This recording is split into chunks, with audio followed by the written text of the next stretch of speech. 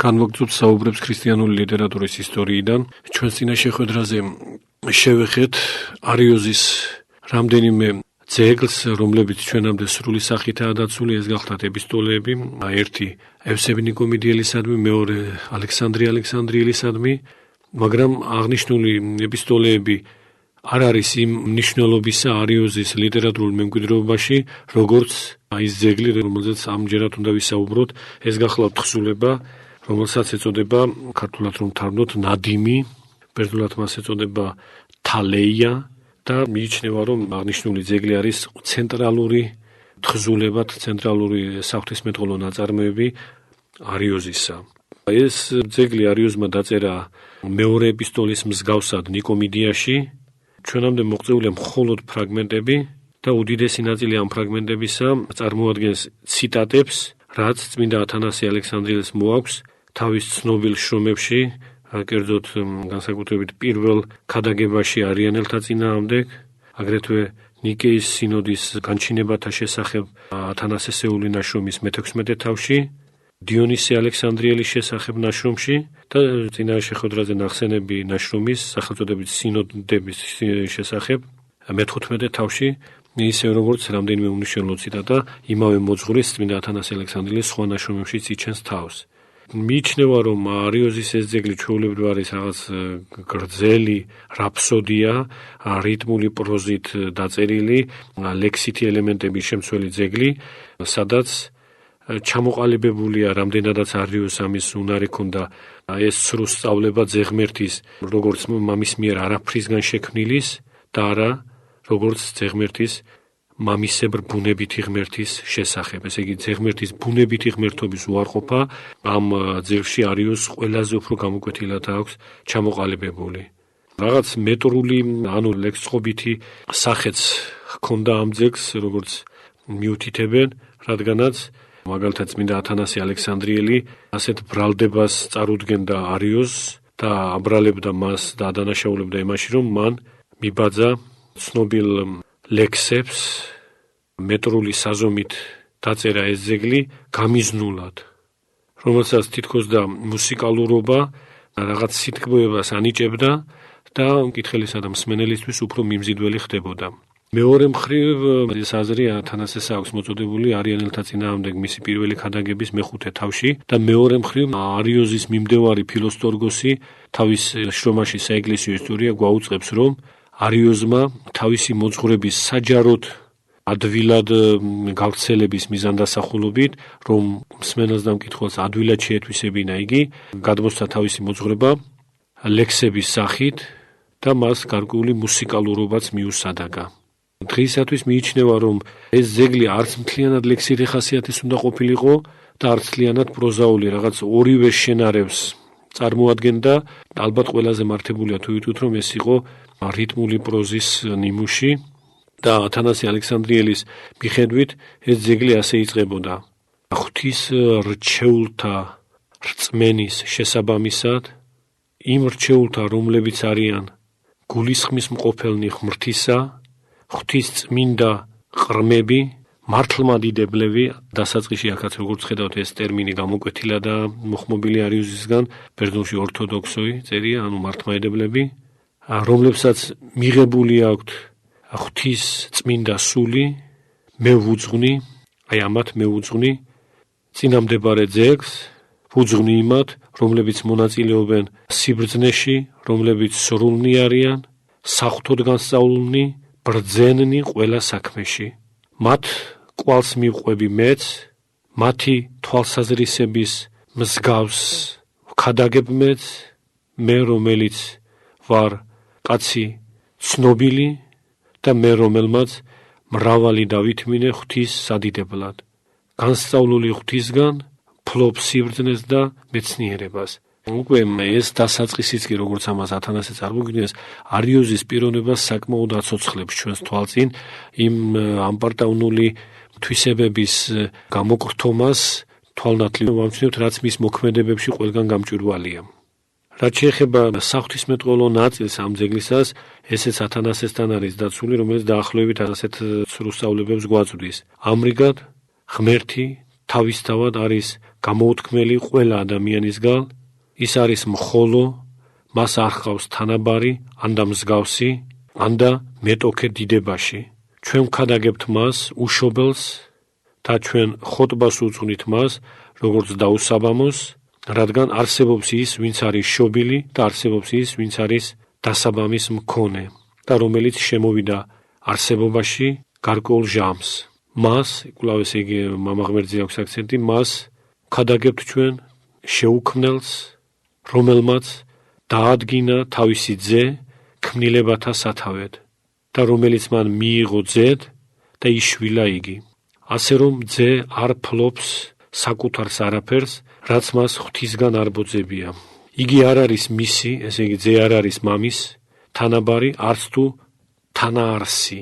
აქ ტერმინი თანაარსი უკვე მინიშნება იმაზე, რომ ეს ძეგლი დაწერილი გახლავთ ნიკეის კრების შემდგომ, როდესაც წმინდა ათანასე ალექსანდრიელმა გადადგა ნაბიჯი ამ უმნიშვნელოვანესი მართლმადიდებლური საღვთისმეტყველო ტერმინის თანაარსის დამკვიდრებისკენ და მოიხსენებათ, რომ ეს მრწამსში შევიდა თანაარსი მამისა ძესთან დაკავშირებით, ქართულად ბერძნული ჰომოუსიოს ფაქტობრივად სამი თარგმანით ასეთ შეიძლება ითქვას ერთარსება, ერთარსი და თანაარსი, ჩვენ გვისაუბრია ამაზე, სამივე მართლმადიდებლური და წმინდა ტერმინია, ბერძნული ერთი შესატყვისია, როგორც აღნიშნეთ და ეს ტერმინი ჰომოუსიოსი დაამკვიდრა ათანასე ალექსანდრიელმა და ამის უარმყოფელია არიოზის ეს ნაშრომი, რომ ძე თითქოს და არ არის არც თანაბარი, არც თანაარსი მამისა. და საზოგადოდ ამ მონაკვეთში, რომელსაც ჩვენ ახლა პერიფრას გადმოვცემთ, ღმერთად ყოველთვის მამა ღმერთია წოდებული. არიოზი განაგრძობს, ღმერთი არის ბრძენი, რადგანაც ის არის თავისთავად მოძღვარი სიბრძნისა. ჭეშმარიტი იქნებოდა გვეთქვა, რომ ღმერთი არის უხილავი ყველასთვის, იმ არსთათვის, რომლებიც არსებობაში შემოვიდნენ ძის მიერ. ისევ როგორც თვით ძეც. მე ცხადად ვიტყვი, ამბობს არიოზი, თუ რა სახით არის ეს უხილავი ღმერთი ხილული ძის მიერ. ესაა მხოლოდ იმ ძალისგან, რომელიც ღვთისგან გამოვლინდება, რაც ძეში ღვთისგან მკვიდრობს მისი შესაძლებლობების საზღვრებში, ესე ძის შესაძლებლობების საზღვრებში. ესაა მისგან ხილვა მამისა და რა ის, რომ მამა თავისთავად ვინმესგან თუნდაც ძისგან იხილვება. ასე რომ, ასკვნის არიოზი, სამება არ არის თანასწორი სიდიადეში, რადგან ჰიპოსტასები მასში, ესე იგი სამებაში არ არიან ურთიერთ შეერთებულნი, არამედ ერთი ამეტებს მეორეს უსასრულო სიდიადით. იგულისხმება, რომ მამა ამეტებს ძეს. მამა უცხოა ძისგან არსების მიხედვით, რადგანაც იგი, ესე იგი მამა, დაუსაბამოა საწყისის გარეშეა. გესმოდეთ, რომ მხოლოობა, იგულისხმება მამა, მხოლოობა არსებობდა და მანამ სანამ ორობა არ არსებობდა და მანამ სანამ ძე არ შემოვიდოდა არსებობაში. აქაც სავსებით მოეჭველათ არის ის აზრი თქმული, რომ მხოლოობა, ანუ ის ბუნებითი ღმერთი, რასაც არიოზი მხოლოდ მამასგან უკუთვნებს, მანამ არსებობდა, სანამ ძე ღმერთი მისივე თქმით არსებობაში შემოვიდოდა. ასე რომ, ასკვნის, ასე ვთქვათ, ამ წინა მცდარ ლოგიკურ საფუძველზე და ისე იწყებს ფრაზას არიოზი, თითქოს წინარეები უკვე დამტკიცებულია. ასე რომ, რადგან ძე არ არსებობდა, მამა იყო ღმერთი და ძე, რომელმაც არსებობა დაიწყო მამის ნებით, არ არის ღმერთი, ხოლოდ მამა ერთადერთი ბუნებითი ღმერთი, ხოლო ძე შეიძლება გვეთქვა, რომ არის ღმერთი შობილი, არაფრობისგან შემოსული არსებობაში. ესე იგი, ამგვარი ხასიათისაა ეს ძეგლი. გამოქვეყნებულია, შესწავლილია ის ფრაგმენტები, რაც ამ ძეგლისგან, ამ თალეიასგან შემონახულია. ერთ-ერთი ცნობილი მკვლევარი იყო, ფრანგი მკვლევარი ბარდი, რომელმაც 1927 წელს გამოაქვეყნა არიოზის ამ ნაწარმოების ფრაგმენტები და მანვე უძღვნა პირველმა ყველაზე საფუძვლიანი გამოკვლევა თავის ცნობილ სტატიაში, რომელსაც ასეთი რაღაც სათაური აქვს, არა ნაკლებ მეცნიერული. იცოდა თუ არა ალექსანდრე ალექსანდრიელმა არიოზის თალეია. გარდა აღნიშნული ძეგლებისა, ჩვენ ამით დავაბოლოებთ არიოზის, ასე ვთქვათ, ლიტერატურულ მოსაქმიანობაზე საუბარს. მას დაწერილი ჰქონია ეპისტოლე იმპერატორ კონსტანტინესადმი, რადგანაც ამგვარი ხასიათის ძეგლი ჩვენამდე მოღწეულია და უკვე დადასტურებულია, რომ ის ნამდვილად არიოზის დაწერილია. ეს უკვე ნიკეის კრების შემდგომი პერიოდია. ავტორად მას მხოლოდ არიოზი არ ხავს. თანაავტორია, ასე ვთქვათ, მასთან ევძოიოსი, მისი მიმდევარი არიანელი და ორივენი იმპერატორ კონსტანტინეს დაახლოებით 67 წლის მიწურულს უგზავნიან ეპისტოლეს. ეს ეპისტოლე შემონახულია სოკრატე სქოლასტიკოსის საეკლესიო ისტორიაში, ისევე როგორც სოზომენესთანაც, რომლებიც ეს მეხუთე საუკუნეზე ჟამთააღწერელნი ორივენი საეკლესიო ისტორიის ავტორები არიან. ორივე მათგანთან ეს ეპისტოლე დაცულია ბერძნულ ენაზე, რა თქმა უნდა, და იგი შეიცავს მსგავსად არიოზის მეორე ეპისტოლისა სარწმუნოების სიმბოლოს ტიპის რაღაც აღსარებლობით ძეგლს, ლაკონურ ტექსტს, რითაც არიოზი და ევძოიოსი ცდილობდნენ დაედასტურებინათ საკუთარი ორთოდოქსობა, ამ ტერმინს ის ადაგებენ და იკუთვნებენ კვლავ, ანუ საკუთარი მართლმადიდებლობა. ასე შეიძლება ჩვენ შევაჯამოთ არიოზის ლიტერატურული საქმიანობა იმ მასალების, იმ წყაროების მიხედვით, რაც ჩვენამდე გახლავთ მოღწეული.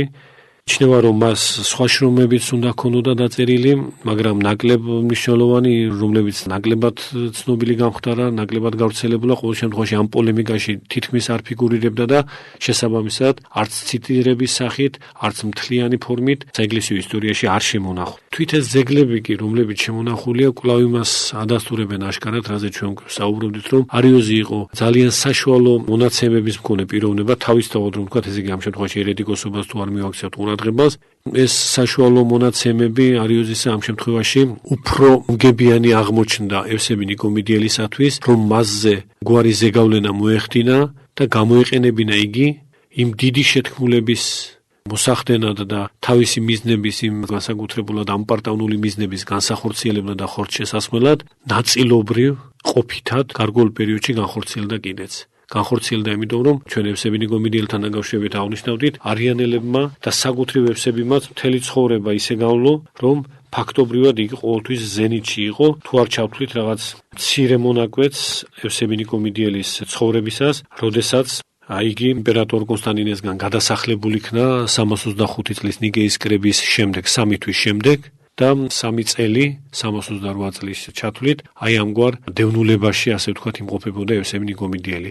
მაგრამ მაინც ძალიან სწრაფად ხდება მისი შემორიგება, ძველ უფლებებში აღდგენა და უდიდესი პოლიტიკურ ეკლესიური გავლენის მოპოვება, ძირითადად საიმპერიო კარის ქალთა პერსონათა სიბეჯითითა და მონდომებით. აქ იგულისხმება ყველაზე უფრო მეტად კონსტანტინე დიდის და კონსტანცია ლიკინიუსის დედა, რომლის რაღაც წარმოუდგენელი მფარველობით სარგებლობდა ევსები ნიკომიდიელი. და რადგანაც დიდი იყო დაინტერესება მსმენელთაგან ამ პიროვნების ლიტერატურული საქმიანობის შესახებაც, ჩვენ შემდგომ შეხვედრაზე არიოზის შემდეგ მართალია არიოზი ალექსანდრიული ეპარქიისა და ალექსანდრიული საეკლესიო ლიტერატურის წარმომადგენელია, მაგრამ რადგან თემა განუყრელია და ეს ორი პიროვნება ფაქტობრივად ერთად განიხილება გვინდა თუ არ გვინდა ჩვენ, შესაბამისად მსმენელთა ეს დაინტერესება ევსების ლიტერატურული საქმიანობით უმჯობესია აქვე არიოზზე მიდევნებულად წარმოადგინოთ, რის განხორციელებასაც შემდგომ შეხვედრაზე შევეცდებით. მადლობთ ყურადღებისათვის.